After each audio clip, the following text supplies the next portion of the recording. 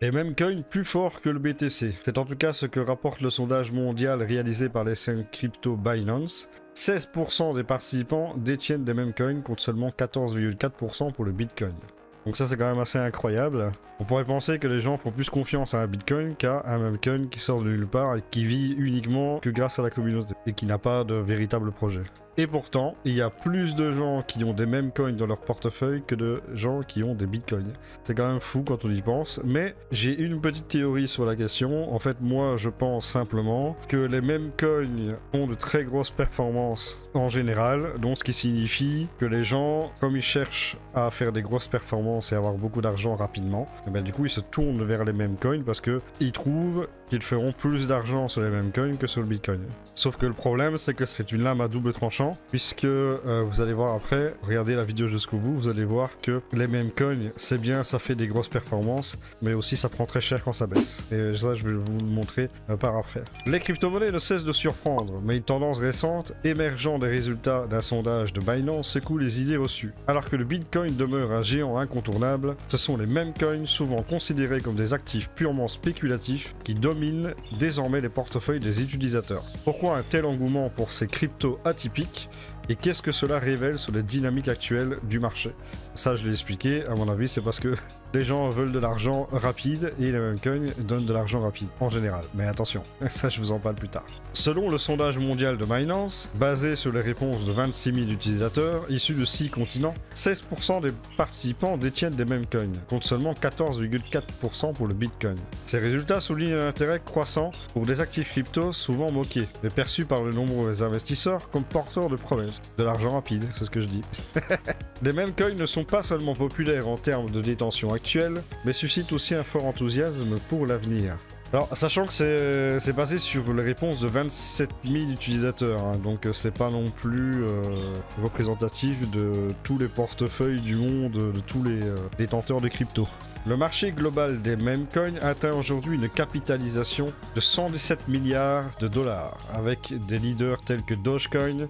À titre de comparaison, le Bitcoin, malgré sa domination historique et son récent pic à 108 000 $, reste légèrement en retrait dans les portefeuilles crypto des utilisateurs sondés.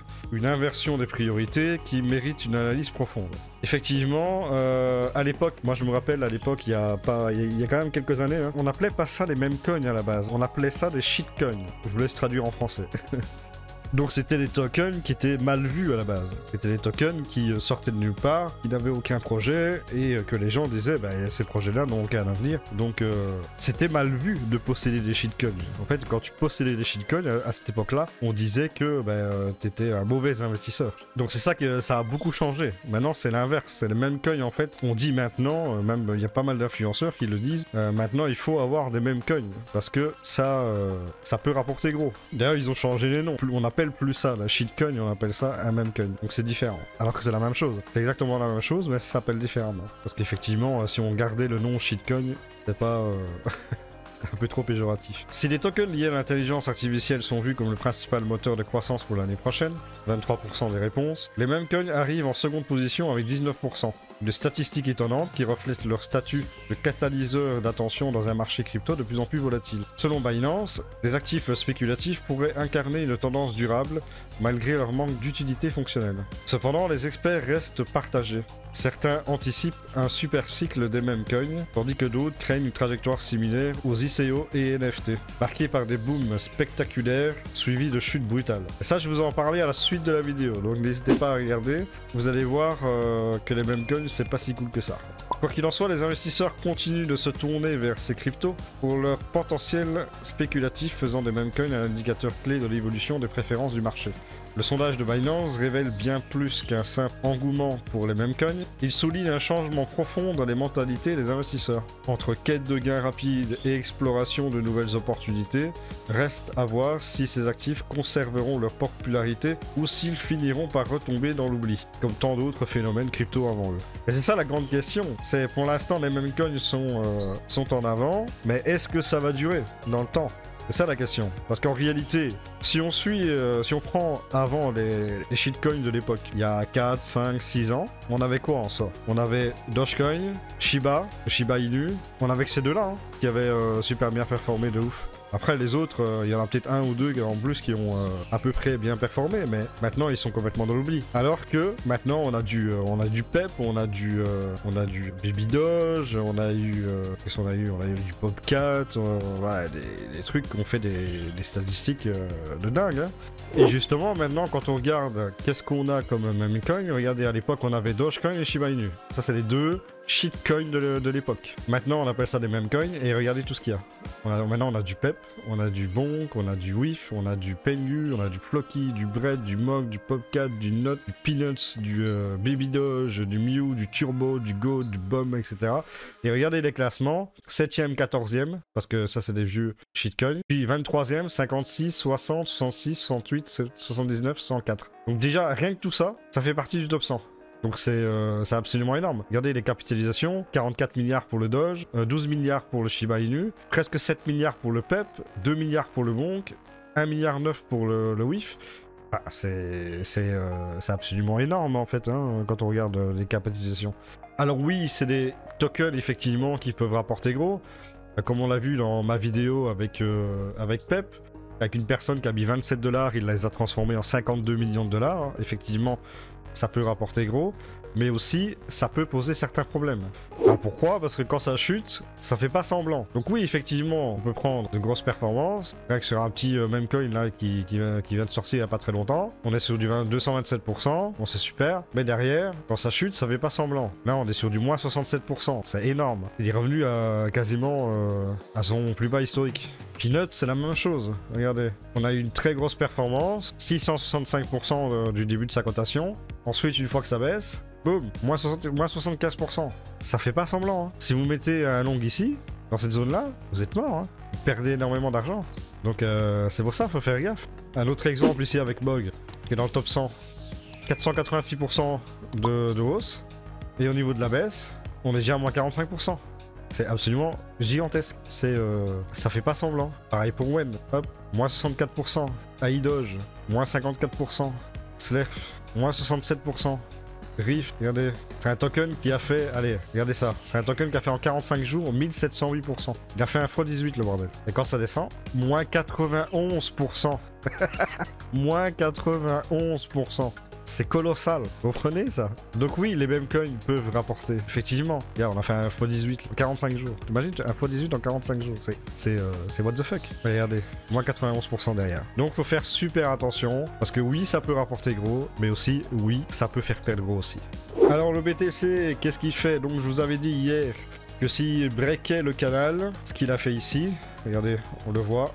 Ici, il a break le canal, il a fait un petit pullback vers le bas du canal, et ensuite, là, il commence à chuter. Donc, je vous ai dit que soit il irait à 0,236 vers 95 000. Là, on est en direct live, il le fait. Donc, est-ce qu'il va rebondir sur cette zone ou aller chercher les 0,382? Moi, je pense qu'il va aller chercher les 0,382 entre 87 000 et 85 000, voire même les 80 000 à 0,5 de Fibonacci. Donc ça, pour moi, le BTC devrait retracer au maximum dans cette zone.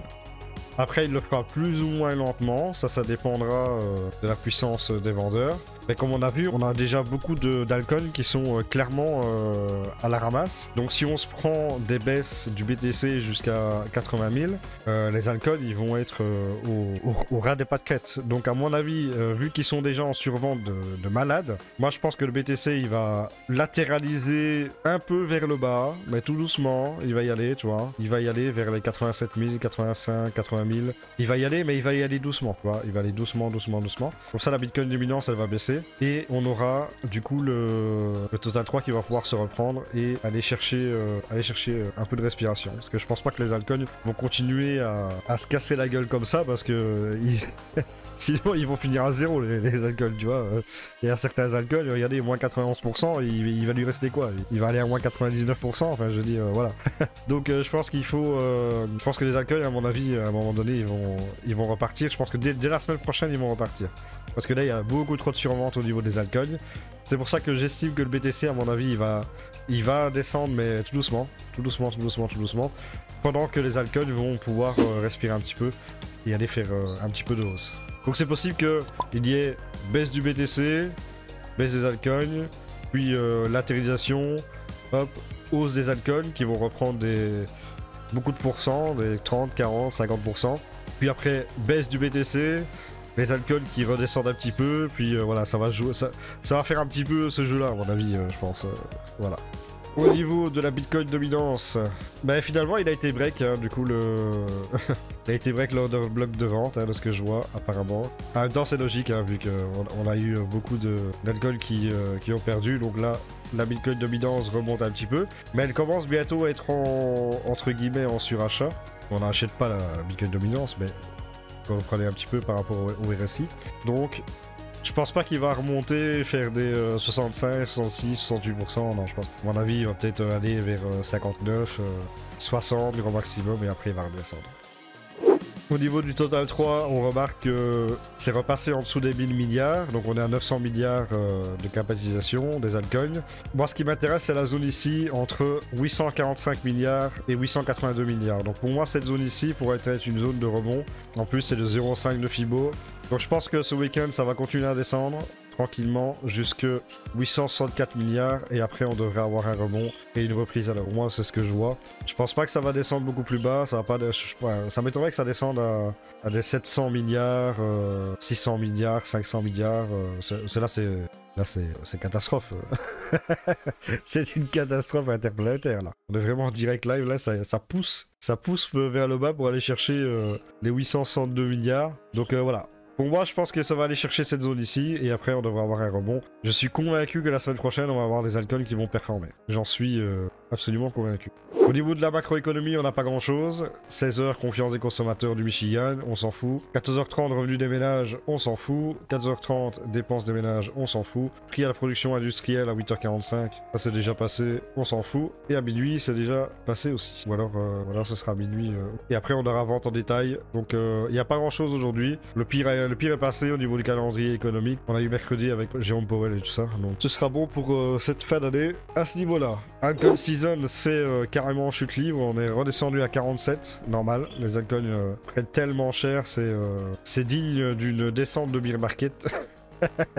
Mais on n'est pas en beer market. Je suis convaincu qu'on n'est pas en beer market. Donc 47, et on a évidemment de moins en moins en top 50 performance, on a de moins en moins de tokens qui surperforment le BTC, puisqu'on a de plus en plus de tokens qui le sous-performent. Et là on commence à avoir des Kaspa à moins 22%, des Fetch à moins 13, des TIA à moins 8 et des IMX à moins 6,2. Donc ça commence à être un peu compliqué. C'est d'ailleurs pour ça que la Bitcoin dominance monte. Donc tout est lié évidemment. Et au niveau de la tokenomique, nous avons une émission de token dans 14h57 de ADA pour 15,58 millions de dollars. Mais ça représente pas grand chose de la supply, donc du coup ça devrait pas avoir de pression baissière. En tout cas, s'il y a une pression baissière, ça devrait pas en être la cause. Voilà, donc ce sera tout pour cette vidéo. Merci à tous d'avoir regardé. N'hésitez pas à vous abonner, liker et à rejoindre mon Telegram, lien dans la description. N'hésitez pas à venir dans le canal communautaire. On se retrouve pour une prochaine vidéo. Ciao!